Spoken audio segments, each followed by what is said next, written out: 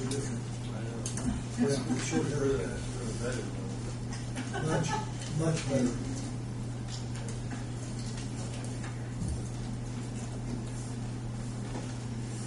Good evening, everyone. I'd like to stand and pledge allegiance to the flag with me, please. I pledge allegiance to the flag of the United States of America and to the republic for which it stands, one nation, under God, indivisible, with liberty and justice for all.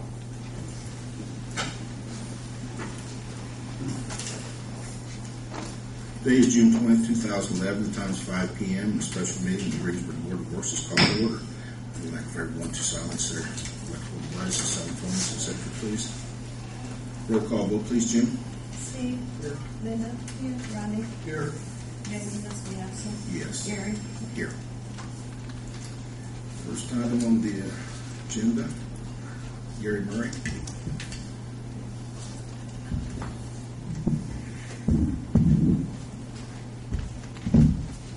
Good evening. I was here at the last meeting and requested to go ahead and solicit quotes for an automatic level in our rod, which we've been using our consultants for Lincoln Street, and they're not going to be around that much longer. So it comes in handy when we're trying to figure out grade shots and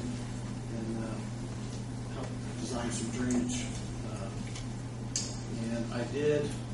What we're looking at is a Sakia level. There's only one dealer in Indiana that reps the Sakia line. So I went online, and there are several companies that do rep that across the country. I had prices anywhere from $1,685 down to $1,032 from GeoShack direct out of Dallas, Texas. With your permission, that's who I would like to purchase the equipment. Which one? GeoShack direct out of Dallas, Texas. Well, it's supposed to make your $1,032. shipping. The freight is included for $20. Okay. And we got a government discount of 12%. And that's the same level each place that Yes. you look. So this is on the level. Level playing field. Okay. You can have those quotes. I'll make you copies. I entertain a motion to give Gary the approval. Go ahead. So moved. Any more discussion? Roll call vote, please, Jim. Steve. Linda. Yes. Gary. Yes. Ronnie. Yes. Thank you very much. Thank you. Something that around time last meeting, we've been having a lot of kids on the lot out here after hours. The playground is used mostly by the church school here, and they're well behaved little kids, and they have adults to supervise them. Not a problem. The problem we have is after hours. We've had some painting in the corner of the building up here at the other end by your office there, by June's office, and on the other end there's been food spattered on the wall and on the floor, and I've even come in here and with soap and water and broom and hose everything down and cleaned up. You can look right now over through there, all the trash that's lying out hasn't been picked up today. That's over the weekend. They skateboard, they hang out, anywhere from 3 years old on up to 19. Not so many of the older ones, but 15 on down usually. And we don't have to decide something tonight, but we need to be working towards making some sort of policy in regards, are we going to close it off at nighttime? Are we going to post it? Right now the police will come through here and kind of patrol, but you can't watch everybody all the time. And it's just a matter of time until there's a window broken or there's more damage done. doesn't take just a few to ruin it for everyone. That's really what's happening. So come hang out and see boys and girls sitting down here and making out. There might be as many as, and we have it on film, there might be as many as 8 or 10 kids underneath the canopy up here playing. Or loafing. You know, I thought about putting a break area out there for the employees here at City Hall. That would just encourage the kids to come and hang out. So, you know, we can either put signage up, put a time on there when no one's committed in here. If that didn't work, you could always fence it in, but then you'd have to move the night pay center out here out to the street, if that could happen. It is convenient, people come in and pay their utility bills.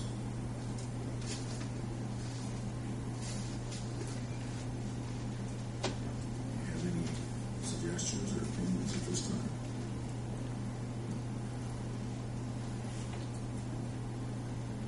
Yeah, signs that say that movie cameras are. We don't. Well, then we have one sign banner that says no loitering.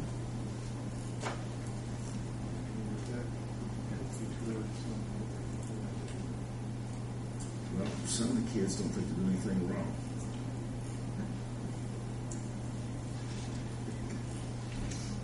But we can put signage up about cameras and see if that helps. I don't think it's a great thing.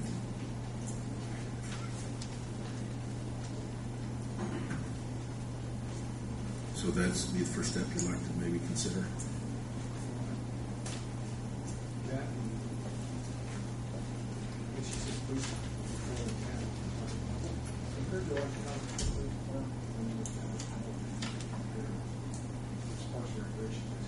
Yeah. And at the parks, it's in the white of here, it's kind of hidden. You can't see from Washington Street, you can't see from Ireland, Mission Avenue. You know, the one place you see it's coming from up here on the East End.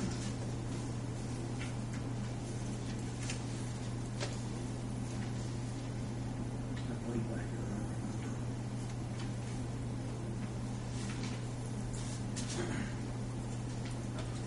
Is this part of the parking lot? No.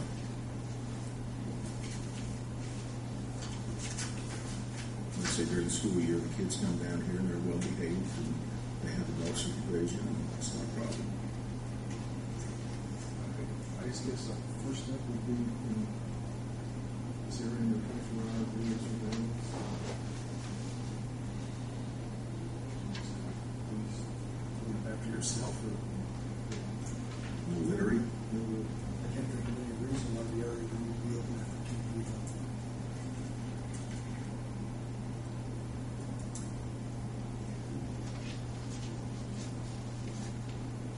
It's eliminated. It's pretty well lit.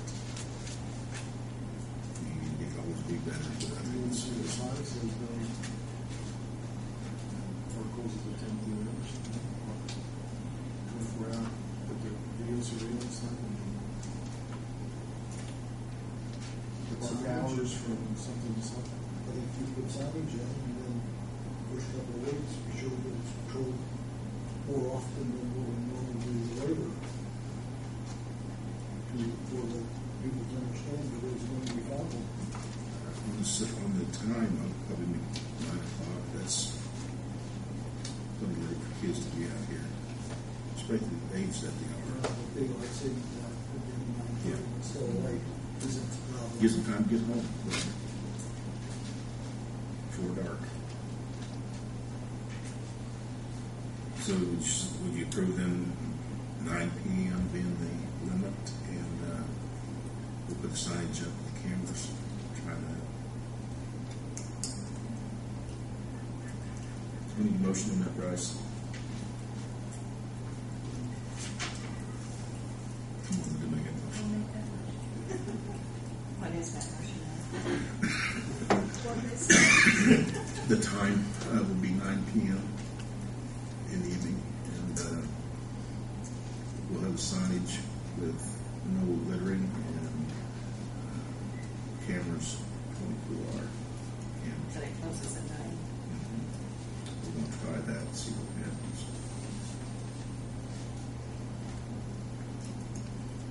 We find pop bottles and beer bottles out here. We find them in the fenced-in area where the utility electric boxes are. I think we're about ready to put a wire over top of it to keep things out.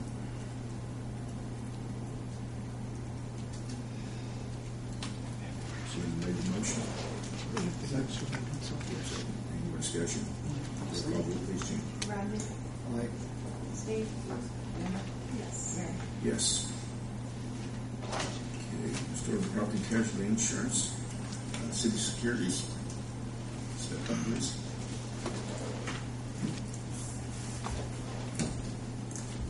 Good evening. Good evening. Not sure how you wanted to, where we go from here. If you, I just wanted to respond to questions that you had when we ran short last week, or if you wanted to know any revisions or adjustments that will take place.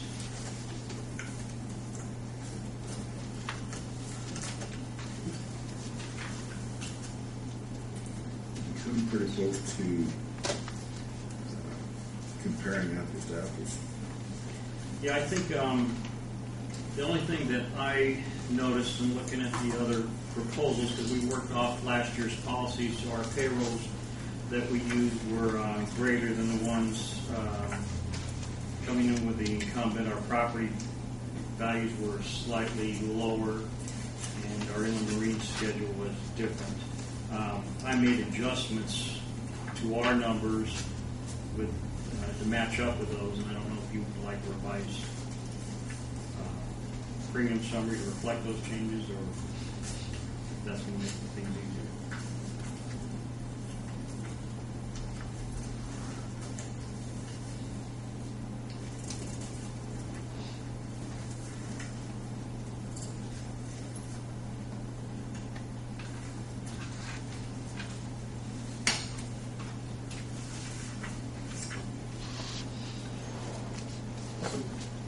See the property, you had last on the property?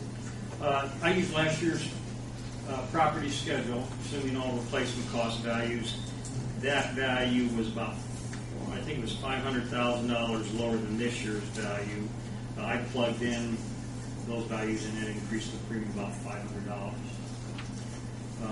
Inland Marine schedule, last year, the total inland marine value was, I believe, $1,355,000, but $416,000 that was shown to be miscellaneous equipment. This year, the total value is $1,634,000, of which only $56,000 is miscellaneous property. So that changes our premium quite a bit if we plug in those values. If I do that, that inland marine premium goes to $9,103, and mind you, that's still with a $500 deductible rather than a $1,000 deductible you have. The only other change that I would have, if I were to use the current payrolls used by the incumbent, that would reduce my work comp premium to $66,851. Steve, we talked about this last month. What you say came in lower? The salary cost? So the work comp premiums, yes. I was working off of the expiring work comp payrolls. Evidently, there was lower payrolls provided for the other quotes, so I plugged in those payrolls and this revised premium. It's about $6,000 less.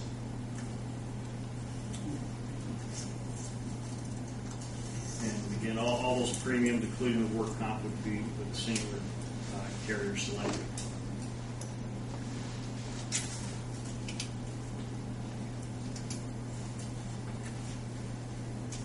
I know we had just a little bit of discussion last week, kind of was cut short. I was talking about the replacement cost value or the agreed value on the automobile, namely the fire trucks, compared with the replacement cost valuation we have now. I didn't know if you wanted to get into that. I mean, it looks to me as though you have replacement costs, but it's only replacement costs with like, kind, and quality. Doesn't say anything about repairing with anything new. That's the current coverage form. You have the value guard endorsement that we've included. Does give you new parts or like kind, and if you demolish more than 75% of the value, you get a like kind new fire truck. So, if you're interested, I've got the endorsement. It was included in our original submission, but I highlighted the wording just for clarification in case you're interested.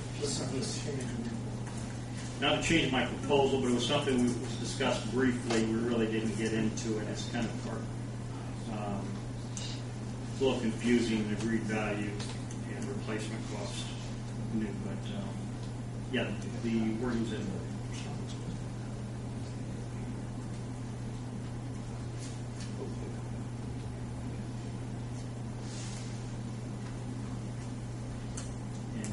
I didn't include it in my proposal, but I have a aviation policy without the skydiving exclusion for a lesser premium than what you currently have. So if you were to affect that, you could save some money there without that limitation of coverage that you have. That's not included this summer because the expiration dates were different.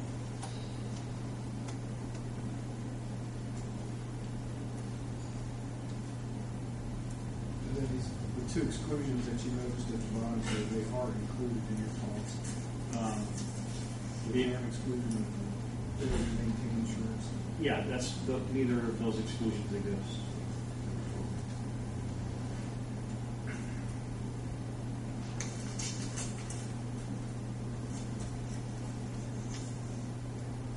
So has anything changed from the quotes from last month? I'm sorry? Has anything changed from the quotes of last Not month? coverage-wise. No, just payrolls and property values.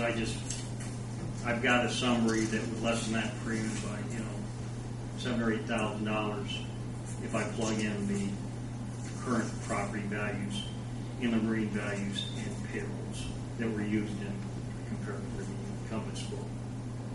But again, the payroll, that adjusted audit, everything can stand the way it is. You have blanket replacement cost value, even with that value that we reported, it's about $500,000 less. You still have blanket replacement cost value, so there's no downside there. The inland marine probably makes sense to plug in the value. If that's current, I'd like to review that just to make sure that is correct. But if we use that main 6 with only 56 of them being miscellaneous tools, that premium dropped to $1,000. But and then our inland marine's got a $500 deductible. That's probably a deductible that's more likely to be used in some of your professional liability or deductibles where we're slightly higher. We've got a $5,000 deductible on public officials and the EPL insurance. Those things don't happen every year. They likely don't happen once but every few years, if anything. You're in the marine, you've got the light poles and equipment, $500 deductible compared to $1,000 deductible. You're going to use that out. You're going to see the benefit that more likely year to year. So, other than that, pretty much apples to apples. And then, aside from the exclusion I mentioned previously.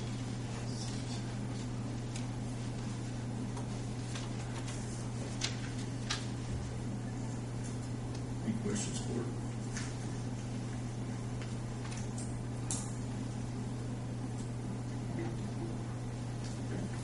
Thank you. Thank you, Greg.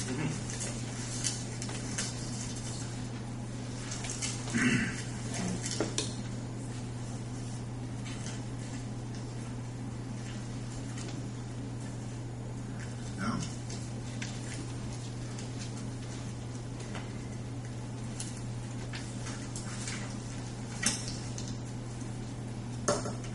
Thank you. I believe I sent we sent copies of the changes to you, Mr. Mayor. Just a copy of our, if you will, letter that suggested any changes, and then also the corrected proposal based upon the actual vehicle count. I can certainly go over the points that we talked about in the letter. I trust everybody has it. The letter of June 16th. When you say changes, it's really corrections. What's that? It was really more corrections. More corrections. Not change. No changes. And in essence, the new proposal simply reflects the correct, if that be the correct word, the correct vehicle count. We're trying to make sure people weren't taking the time to change the insurance and come in with new numbers. We're trying to use what was quoted the last time we were here and make a little comparisons to that, so that it's not like you have an opportunity to know what the price is and change the price accordingly. So Right, we didn't do that. Right. And I wanted that stated. That's correct. Yes, we did not do Unless your that. benefit is everybody's. That's correct. We did not do that. Yeah. Thank you. Because you So had the the 4 million, whether you had the 3 million, and you said that in the meeting last That is correct. That is correct. What I did is I simply reiterated the discussion that we had in the last meeting. Right. And I put that in writing because I thought that's what you had requested. And then once we had the adjusted vehicle count, we simply showed how that would affect the premium. And obviously it decreased it. And so therefore you have the corrected proposal, not corrected other than to adjust the reflected vehicle count.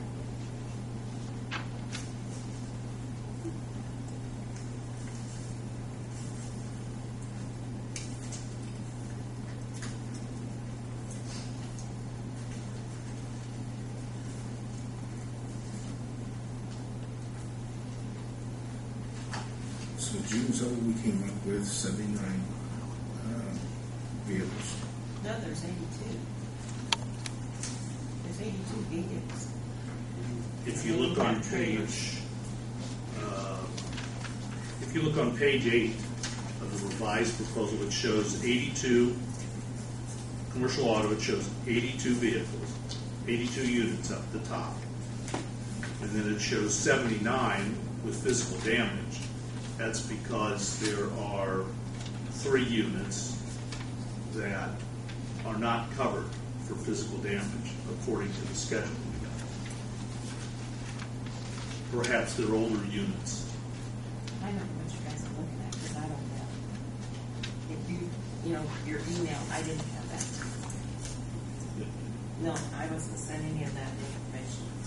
None of this. This is the first I've seen of this.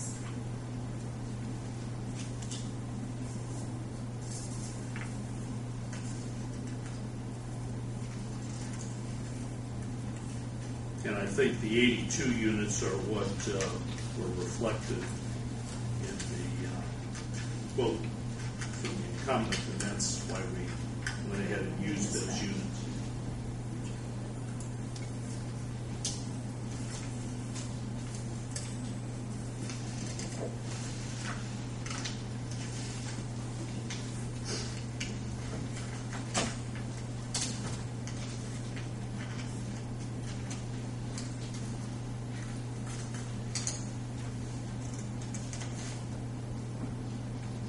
That's $500 deductible. Did you look in the last one, Steve? Deductible. Yes. Automobiles. Yeah. And you made it 93. See, I was counting the trailers. Right.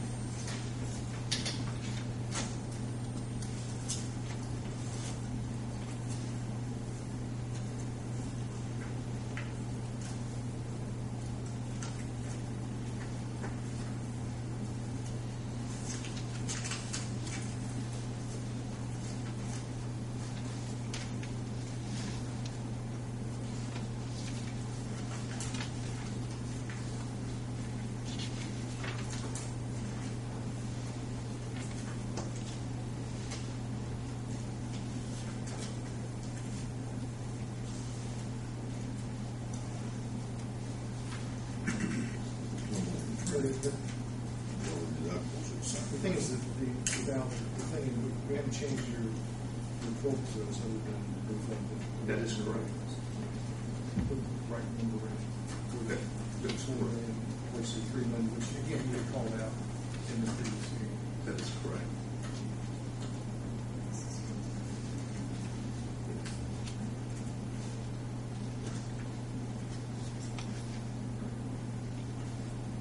There's nothing saying it's not changing.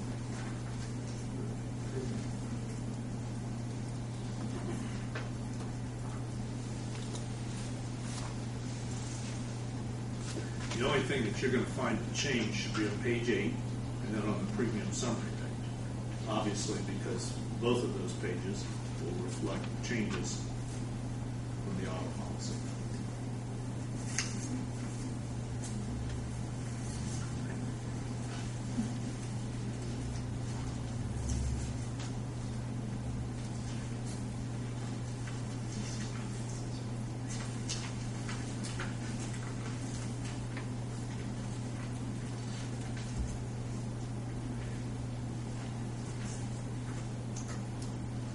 And that didn't include the terrorism clause, did it? The coverage. The terrorism is separate, as with all the quotes. Terrorism did change. It's, I believe the terrorism is $1,944. $1,944. We weren't requiring that. I'm sorry? We were not requiring terrorism. That's correct. You don't, you can just reject it.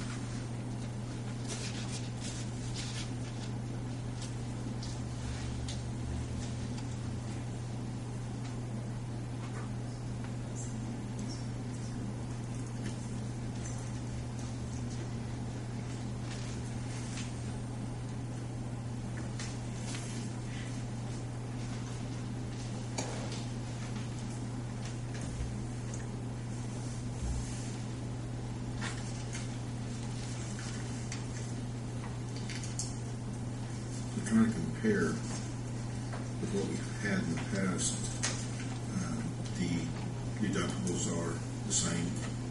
They vary a little bit, and I pointed that out also in the letter. There is some variance. For example, on your inland marine, on your equipment breakdown. I think your current policy includes a $2,500 deductible for equipment breakdown that's related to pumps and lift stations. The Trident program provides a $1,000 deductible for all equipment across the board. Just there's no distinction. So there's a slight difference there. Your crime policy has a $500 deductible, as I've mentioned in the letter. Ours has a $250 deductible. Variance there. Your general liability policy has a $1,000 deductible. On the general liability policy, the Trident program has no deductible for general liability.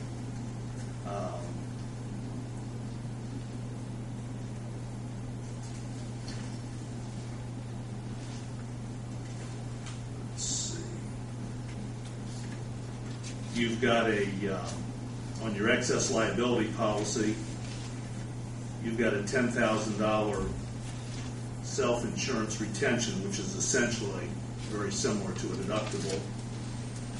The Trident program has no deductible and no retention. I think that's it in terms of and again, I pointed those out in this up in the letter to you on the 16th. I think that was it.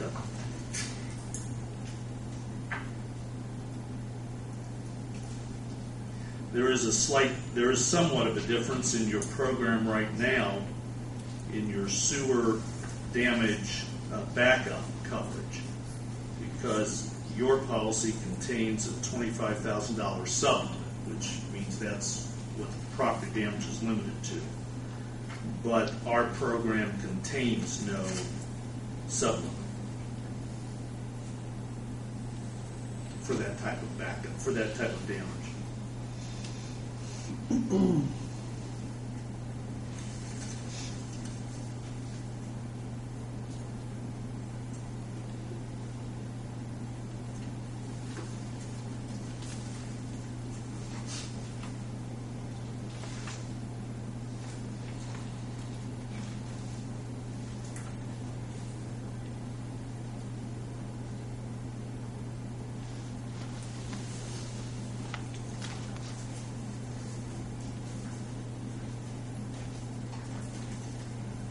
The failure to maintain insurance. You didn't have that in your form. It is there or isn't there? Failure to maintain insurance. Is that in the public officials? Is that on the public officials policy? Is that what you're referring to? Yes. Yes, Trident also has an exclusion. It does exclude. Yes, they do have an exclusion for that.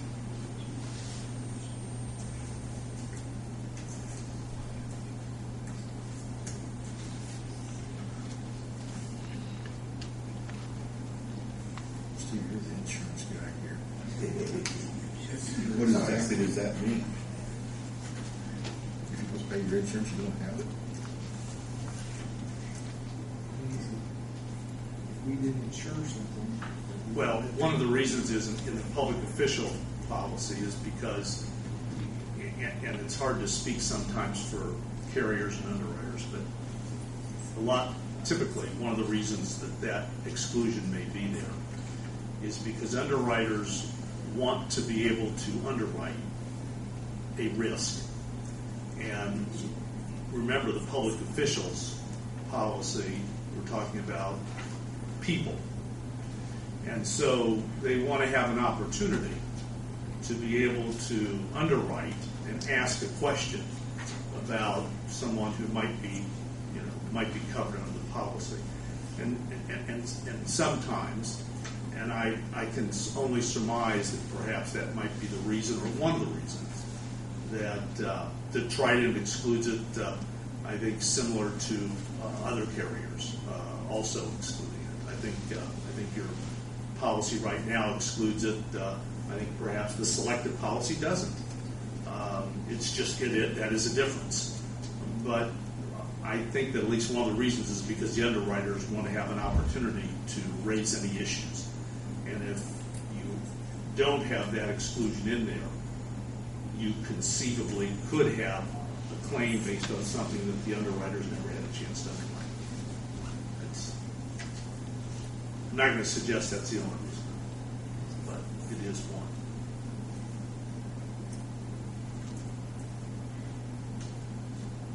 So if we don't have proper insurance, it's almost a penalty. Say what? We can get sued for not having something insured. Your failure to maintain insurance. Such as not having the dam insured in advance with a flood 7 foot and forced the car over to get sued. So you get sued for that, and Chelsea gets sued because you didn't maintain insurance. It is possible. It is possible. And it's not just, I suppose, again, it's not just the people, but it's also the things. It's just the carrier's way of saying, hey, we want to know what we're underwriting and what we're insuring.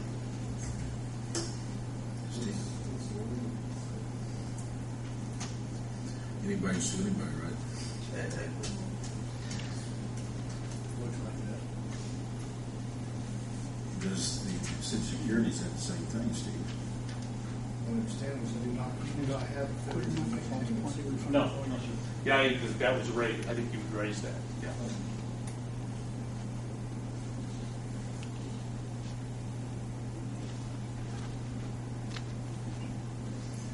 You didn't give a proposal, a quote on the workers' comp, did you, Al? No, we did not. And I suggested in the letter that we originally submitted and also in the letter today that we certainly, if we were fortunate enough to be selected, we certainly would be able to accommodate your existing workers' comp policy. I think that some of the reticence with the carrier that proposed the rest of your coverages is reflected in their concern over where loss ratios have been, aside from where your EMR rating is. Your EMR has gone down. It went down this year from last year. However, based upon the loss runs that they reviewed that were fairly up to date, including some losses in 2011, their concern is that you're probably going to take a hit up, a debit up in your EMR, and so that's of concern. And what was also of some concern is the degree of perhaps safety programs and commitment, if you will, to safety on behalf of the municipality. And those are some areas that, as I suggested in my letter, in our letter to you, that we would certainly want to work with you on so that in the future you might be more attractive to other carriers. It is not a problem unique to the city of Greensburg, so I don't want to suggest, I'm not trying to throw any darts and say that it is. It is, however, a problem that does exist for smaller municipalities, and it does have the effect that there are limited markets for workers' compensation. And that's frankly one of the things that we encountered. So your total cost for property liability is $128,849. It's whatever is on. Excuse me. No, the revised. $114,302. Yes, it would either be. It depends on the UM/UIM, which you might elect.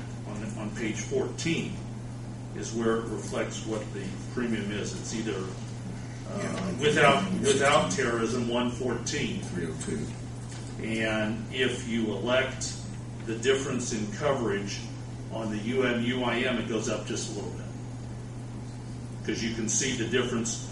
If you look on option 1, it says commercial auto, and it shows 14,914 up above in option 1. Option 2, it's about 20,000 if in fact you want the higher limit on the UM/UIM, which you currently have, by the way. But they're simply giving you a choice of taking a lower limit on UM/UIM coverage and therefore achieving some savings, or keeping it the way you have, and then the cost is a bit higher.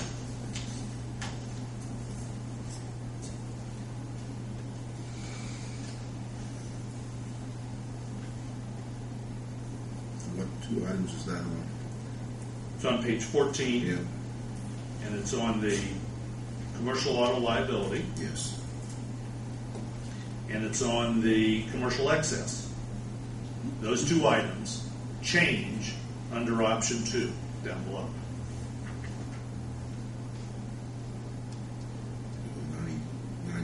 $9,418 to $9,940, and from $14,914 to $20,329. That's correct. So it's a swing of approximately 500 and about 7,000 to 7,500, which means that instead of 114, it would be about 120 or 121.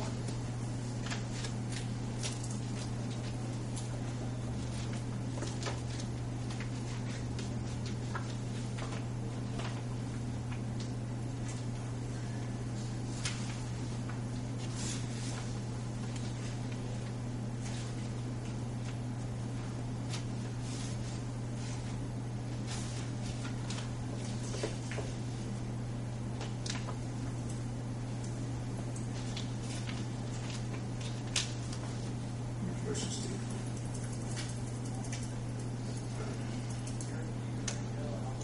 If you choose on your option 2 and the option 1 figures, it should the same limits.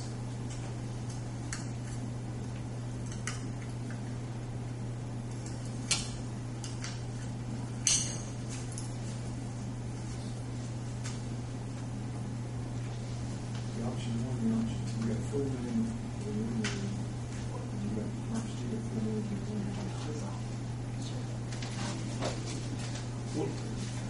I'm sorry, Steve, I didn't hear your question. page 13, option 1. Right.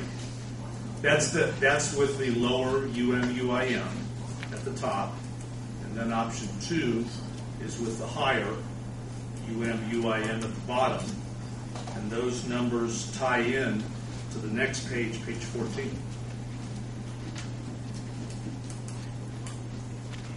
See what I'm saying? If you look at the premium 9418 on page 13, Right. if you look over on page 14, Yeah, I can do that, but I'm talking about what the difference is in option 1 and option 2, because everything I see is exactly the same. Hey, Al, excuse me, pointing back to page 8, where the difference in the UMUIM limit between 250,000 and a million, on the auto page 8. He's addressing the difference in UMUIM limit. oh, is that where it is? Yeah, Back on page 8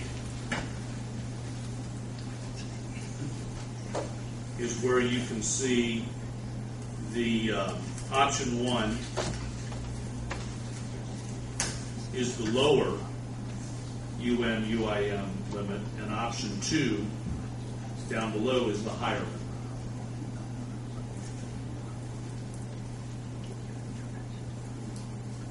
What do we have now? You have the higher limit. Yes. So, trying to get somewhere where we're apples to apples, we would use the higher figure right now. Right? Yeah. Yes, you could. Yes, you could. In which case, as I had mentioned, you would then come over to your total premium without terrorism would be about $7,000 higher, which reflects that change. So you'd be at about 121.5.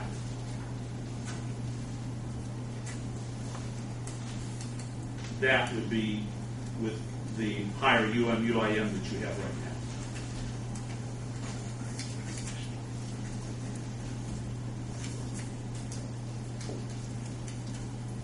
Okay. Then, you commercial auto, you've got agreed value. I'm sorry? You're quoting agreed value on the auto. No, just several of the vehicles, and that's shown on page 15. Okay. And those are the, I see. yeah. I've got it, sir. On the last one.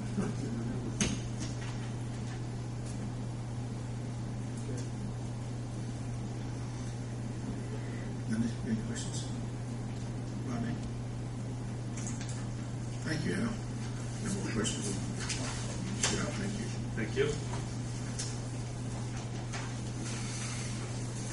Steve, difference is 121,149 for the highlights. Mr. Cooper, Maverick Insurance. Thank you. Before I forget, I want to introduce Kelly Zulo. She's from our East Lukens office in Indianapolis, and one of the reasons I brought her is because Randy Telto could not be here. He's at a Yankees game in Cincinnati, so that's a pretty good excuse. But Kelly's been an underwriter and for several different companies, and I'll let her speak to that. But when we get to the end, she's going to explain the reason that we have the lowest and best price, comparing apples to apples. And I'll go back in time a little bit. Whenever I received this case, I had to meet the expectations of Bliss McKnight and Bituminous, and I did that. And you asked me to get these on a renewal date so that you could bid them out, so you could have workers' comp and the package bid out at the same time, and I did that.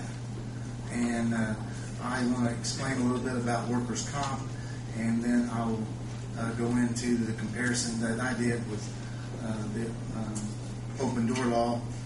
Everybody can look at our quotes. We can look at theirs. We didn't change any of our pricing. We did find some things that we corrected. But I'm going to start with workers' comp, and then I'll get Kelly up.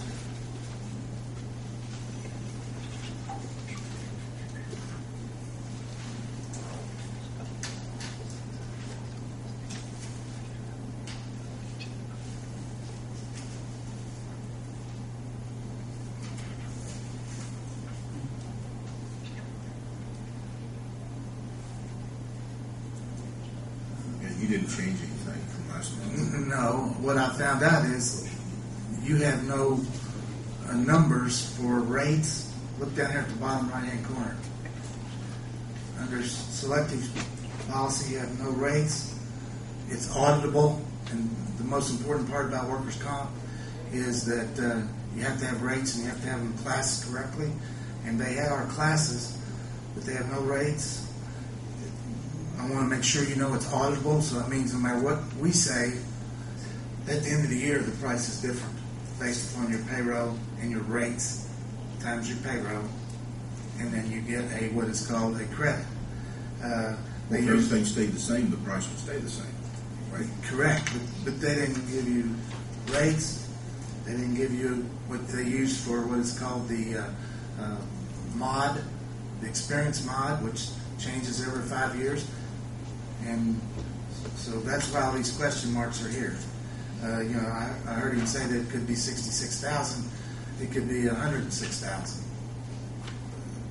You know, if we all knew the future, we wouldn't be in the insurance business. Right? What you want to know is what the formula is. And I'm telling you, the formula is payroll by classification times rate times experience mod. And I looked all through the clerk treasurer's office, and that's why all those question marks are there.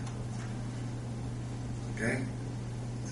I know that your employees and your department heads and you as the administration are happy with bituminous, because my person I took this away from, I didn't ask for her quote, but she told you that you either took it all or you weren't going to get none of it. And I remember sitting right there and raising my hand. Steve, you remember that? I raised my hand and I said, it depends on leverage with the company. Meaning, how much business do you have with bituminous, which is whatever it is. Last year was 122,000. How much business does Maverick and East Lukens have with bituminous, and what agreements do we have? And I remember you guys gave me an agent record letter. I had a workers' comp quote, but I told you that I could deliver that. Well, I'm here to tell you today that if you give my bituminous quote away, they won't be able to deliver that. Does that make any sense? No. Okay. Well, when I said that last year, I said I could change the dates to make them all July 1. And I said, if you gave me an agent record for letter for bituminous, I could present those same numbers back to you. And I did that. What I'm saying today is bituminous is not willing to do that if you give my bituminous quote away. All I did was ask him. So there's quite a bit of savings in workers' comp right now. You know, when you go from 122 to 85 or to 80 or to 72,960 is what your quotes say. So I'm saying all those three policies are auditable. You said that the quote for workers' comp is the rate times payroll times experience model. Yes. And you're saying bituminous, if Al took that, would not give them that. They would change it for some reason. No, they would. That's what you just said. No, they wouldn't. They wouldn't give it to him. They wouldn't change it at all. They just wouldn't do it. I asked him. I knew the answer to that when I raised my hand last year. I don't think that's the point. I'm just trying to go back and say this is what's happened in the past, and I got that done. And I knew I could get it done when I was here last year and did it. I asked them that question this time, and they said they wouldn't do it. They wouldn't want our business because we would change the page. That's what you're saying. I said they would not